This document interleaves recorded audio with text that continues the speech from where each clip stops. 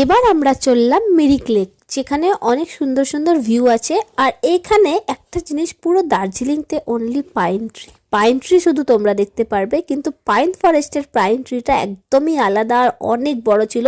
সেটাও তোমাদের সাথে শেয়ার করব, কিন্তু পার্ট ওয়াইজ, কারণ ছোট্ট ছোট্ট করে ভিডিওগুলো পোস্ট না করলে না ভিডিওটা খুব বড় হয়ে যাবে আর তোমরাও বোর হয়ে যাবে। তাই আমি পার্ট ওয়াইজ সবগুলো তোমাদের সাথে শেয়ার করছি।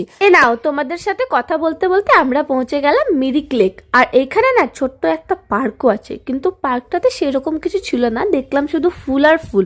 সেটা আমরা উপর থেকেই দেখতে পেলাম। আর ওইখানে এন্ট্রি টিকিটই ছিল, তাও এমনিতে পার্কটা আমরা স্কিপ করলাম, কারণ ফুলটা তো আমরা এখানেও দেখি।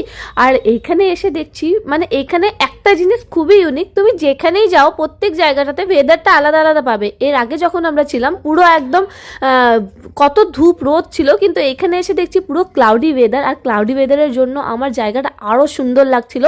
এইখানে পুরো ভিউটা এত সুন্দর লাগছিল ক্লাউডি ওয়েদারের জন্য, আর ঠান্ডাটাও একটু কম লাগছিল।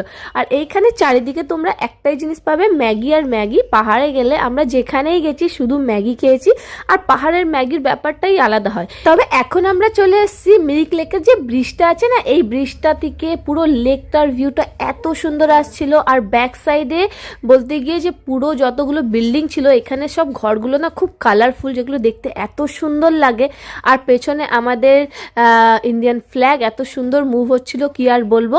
আর আমরা চলে এসেছি এখন এই পার থেকে মিরিক লেকের ভিউটা তো আরও সুন্দর লাগছিল। আমার তো এত দারুণ লাগছিল এখানে এসে, আমি খুবই এনজয় করেছি। তোমরাও দার্জিলিং যখন যাবে, এখানে ভিউগুলো অনেক ভালো, কারণ অনেক ড্রাইভারগুলো যারা হয়, তোমাদের বলে দিচ্ছি, যাদের সাথে তোমরা ঘুরবে ওরা না মিরিক জায়গাটা স্কিপ করে দেয়, কারণ এটা অনেক বড় জায়গা আর এটা অনেক সুন্দর জায়গা।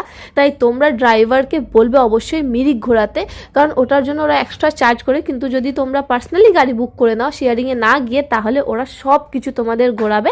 টাকা একটু বেশি লাগবে, কিন্তু খুব বেশি ঘোরাবে। যেমনি আমাদের দীপকদা অনেক বেশি ঘুরিয়েছে সারা দিন, মানে আমরা দার্জিলিং মল রোড পৌঁছাতে আমাদের 7টা বেজে গেছিলো। আমরা এত সুন্দর ঘুরেছি।